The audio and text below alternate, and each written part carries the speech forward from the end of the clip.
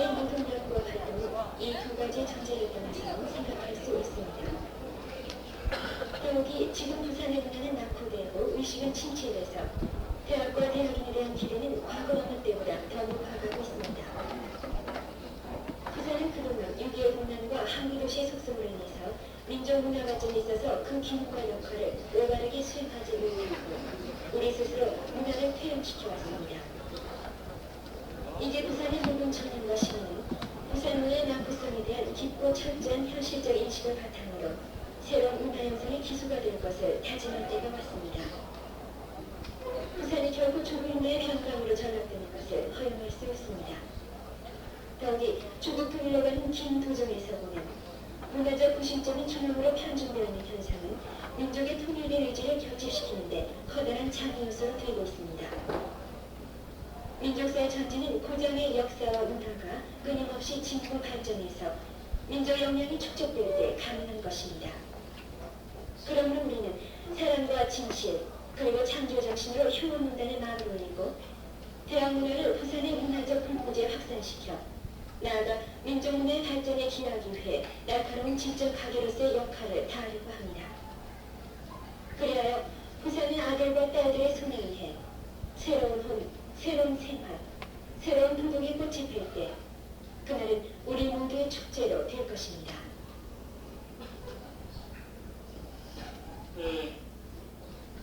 오늘 제49회 조언론단은 한국기업의 장래와 기업윤리라는 연대로 전국경제인연합회 정규영 회장님을 모시고 여러분과 함께 대화를 가지게 된 데 대해서 대단히 기쁘게 생각합니다.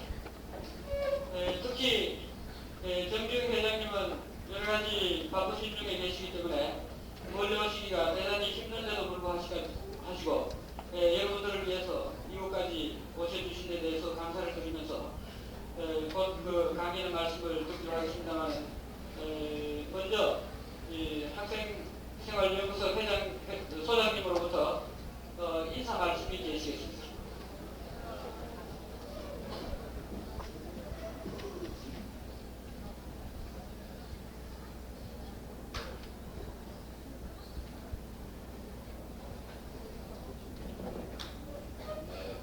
학생 여러분, 대단히 반갑습니다. 평소에 학생 여러분이 적극적으로 참여해 주신 덕분으로 조언론단 오늘로서 제49회를 맞이하게 되었습니다. 오늘은 특히 한국 경제 발전에 많은 기여를 하시고 그 기초를 이루하신 전국 경제인연합회의 정규영 회장님을 모시고 한국 기업 장래와 기업 윤리라는 문제로 뜻깊은 시간을 가지게 된 것을 여러분과 함께 대단히 기쁘게 생각하는 동시에 학생생활연구소 수장직을 맡고 있는 본인으로서는 무한한 영광으로 생각하고 있습니다. 정규영 회장님은 일찍이 조국이 일제의 암흑기에 고통을 당하고 있던 1915년 지금은 38 이국이 되고 만 강원도 동정군 어느 산골 백지에서 태어나셔서 일본의 주원으로 어려운 생활로부터 오늘의 위치에 이르기까지 그 영광된 계단을 쌓아 올린 노고 인생을 살아보셨습니다.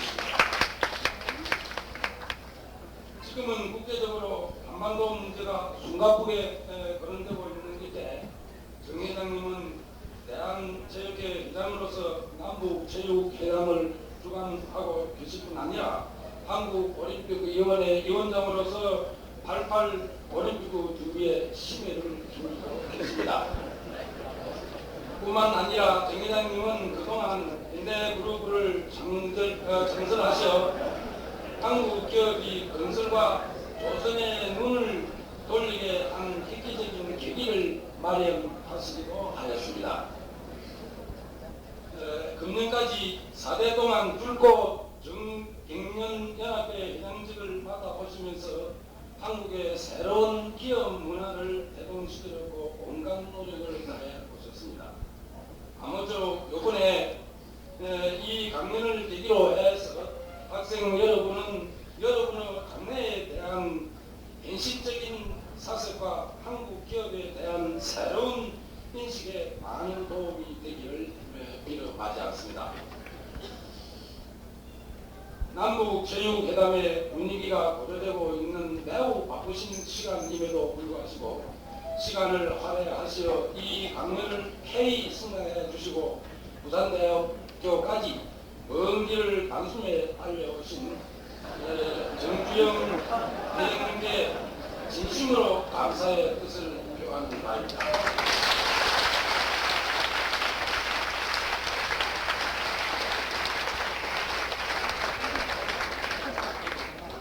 학생 여러분은 조용하고 차분한 가운데서 끝까지 정 회장님의 강연을 잘 경청하여 유익한 시간이 나왔고 간단하나마 반응의 인사에 드리겠습니다.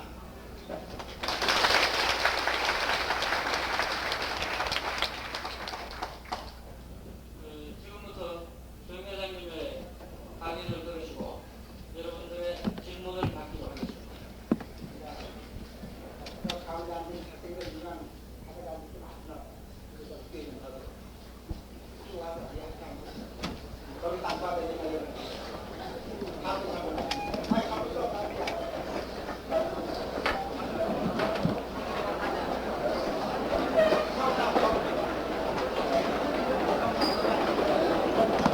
그 뒤에 있는 학생들은 이 옆에 조금 자리가 비어 있으니까 이 앞으로 오시면 좋습니다.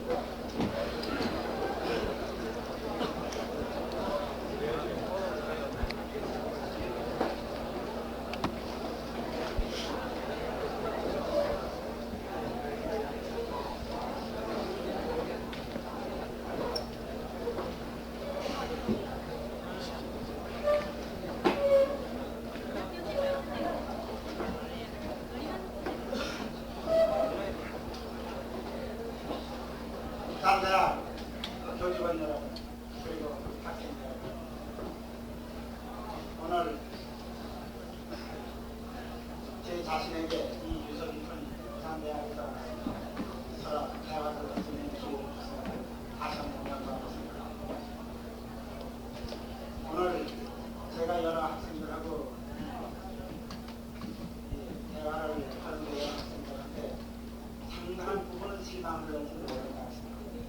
제 자신이 이 학생들한테 어떠한 좀 체계 있는 학문적인 여러분께서 기대하지 않는 것이 좋습니다.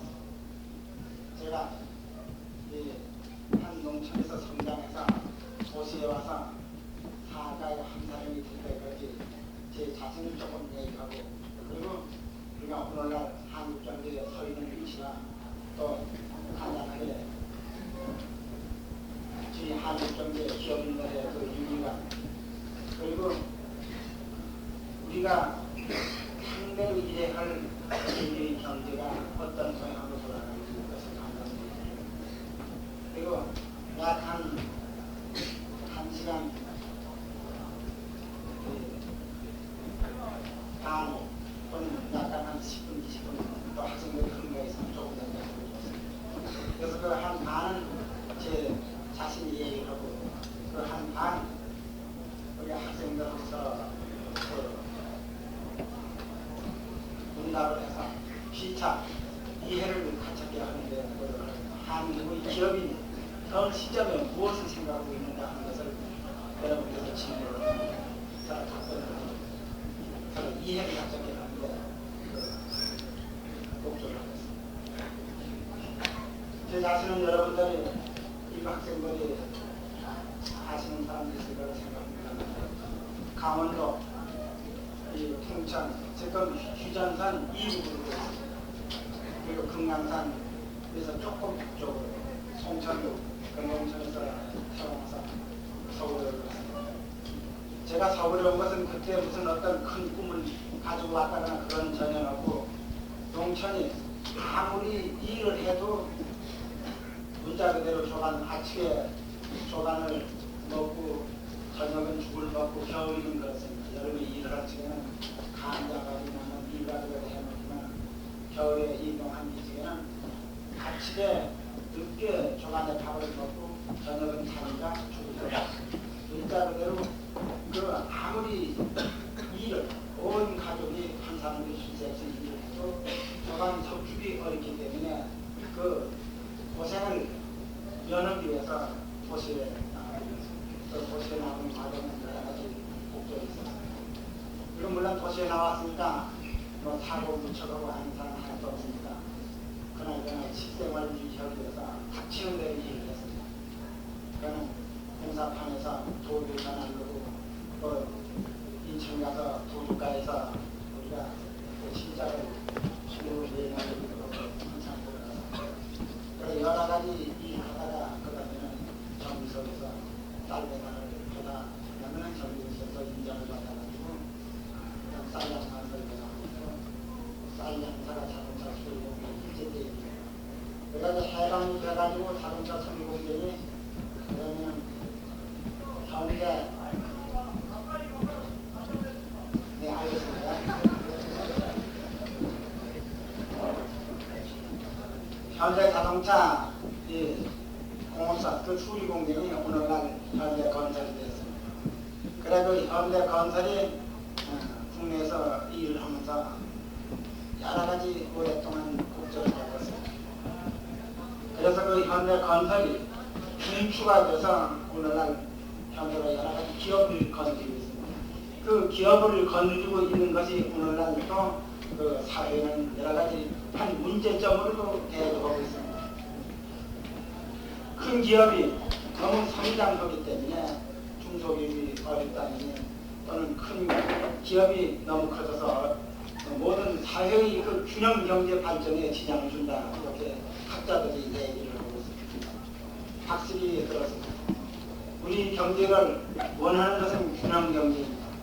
모든 사람이 이상대로 할 것 같으면 똑같이 잘 살도록 하는 것이 가장 좋은 것입니다. 그렇기 때문에 사회주의 경제 체제가 나왔습니다.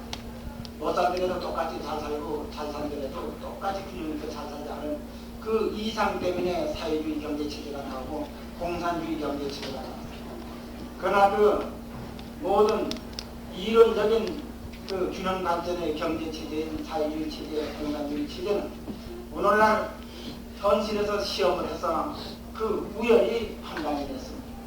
그것은 동서독이 그 독일과 동독과 서독이 그 대비해서 판단이 났고 그리고 우리 남북한이 그 경제, 공산주의 경제 체제, 이 자유주의 경제 체제 이거가 판단이 났고 또는 우리 아시아에서 가장 오랜 문화를 가지고 있는 이 중공 대륙 그거가 일본과의 경제 문화의 모든 판단이 났습니다. 그리고 미국과 소련의 그 발전이 이를테면 자유경제 체제와 공산주의 경제 체제가 다 판단이 났습니다. 그러면 오늘날 한국 기업이 일부는 크게 성장을 했고 일부는 적게 성장을 했습니다. 그래 대기업, 중소기업이라는 격차가 생긴 게 사실입니다. 그것은 온 세계 다 똑같습니다. 자유주의 기업 경제 체제에서는 대기업, 중소기업이 다 그 격차가 생기고 있습니다. 미국의 대기업, 미국의 중소기업, 그리고 일본 모든 서구나라 모든 나라의 그 경제 체제는 자유주의 경제 체제에서는 그 격차가 생기고 있습니다. 그러면 오늘날 한국의 대기업이 너무 발전했기 때문에 중소기업의 발전에 영향을 주지 않느냐 이렇게 생각도 하고 있습니다. 그리고 일부 업종은 또 침해도 하고 있지 않느냐 이런 것이 있습니다. 그것은 다 일리가 있습니다. 전혀 이유가 없는 것은 아닙니다. 그러나 저희는 그렇게 생각하고 있습니다. 한국의 대기업이 세계 시장에서 경쟁하고 있는 일본, 서울아파 또는 미국의 대기업하고 경쟁하는데 완전히 그 능력과 그 크다는 것을 가지고 있느냐. 아직은 한국의 대기업이라는 것은 세계 경쟁 시장에서는 유치원 생입니다. 그것은 기업의 매상고에 있어서 그러하고 기업의 이익이 있어서 그러합니다. 작년에 제너럴 모터스가 이익만 29억 불을 냈습니다. 우리나라 웬만한 기업의 총 매상고보다도 훨씬 더 많습니다. 그리고 금년 들어서는 미국의 자동차 공업이 발전되어가지고 한 3년 전만 해도 망해서 미국 정부의 지원을 받던 크라이슬러가 3, 4반기 석 달 동안의 이익은 7억 불을 냈습니다. 모든 것은 무엇을 말하노 하니 한국의 대기업과 거기의 대기업과 비현실의 그것은 천양지 결차였습니다. 그러면 무엇을 말하는 거냐? 대기업이 커지면 국가에 무엇이 이익이냐? 이렇게 답변 드릴 것입니다. 대기업이 커지는 것은 그 국가에 세계적인 기업과 경쟁할 수 있는 자원을 만드는 것입니다. 오늘날 여러분께서 잘 아시지만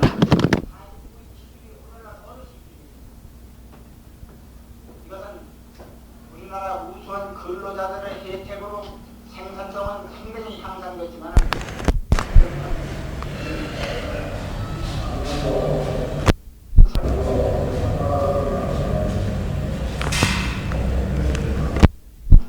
그러면 그 기술을 육성 발전시키는 자원은 어디서 냅니까? 대기업이 커서 큰 이윤을 가지고 투자하는 데 있다. 이렇게 우리가 생각을 해요. 그리고 확실해요. 중소기업이 균등하게 완전히 튼튼해야지 대기업과 서로 발전할 수가 있습니다. 그리고 어떤 것이든지 혼자나 만들 수는 없습니다. 그 계열의 중소기업이 뒷받침을 이를테면 거기에 바치는 그 제품이 가격이나 품질이 국제경쟁력이 있어야 합니다. 이를테면 자동차를 한 대 만들더라도 거기는 2만여 개의 부품이 들어갑니다. 그러나 가격면으로 있을 때는 큰 차이가 있지만 대기업의 가격면으로 대기업이 만드는 것은 반을 만들고 반은 중소기업이 만들고 그 수에 있어서는 그 10배도 중소기업이죠. 그 때문에 중소기업이 육성 성장되지 않으면 대기업의 제품은 국제경쟁력이라는 것입니다. 자동차는 다 만들어놓고 한 가지만 중소기업이 바치는 분에도 그 차는 중소기업이 바치는 그 한 가지 부품을 위해서 기다려야죠. 그렇기 때문에 모든 것은 한 일이지만 모든 분야가 대기업하고 중소기업하고 발전을 해야 합니다. 그런데 왜 대기업이 중소기업을 자꾸 침범하느냐 이렇게 얘기해 주었습니다. 그러나 대기업은 중소기업이 그 부품의 가격이나 질이 대기업을 능가하게 할 것 같으면 대기업이 하던 것도 자기가 애쓰고 해도 중소기업에서 사는 것보다 이익이 안 나기 때문에 자동적으로 그것은 손을 들고 중소기업한테 밀릴 것입니다. 그래서 그 책임은 모든 기업의 책임은 중소기업이든 대기업이든 그 기업 경영자 본인에게 있는 것이지 정부의 정책에 있는 것도 아니고 대기업에 있는 것도 아니고 중소기업에 있는 것도 아니고 모든 사회의 분야는 각자가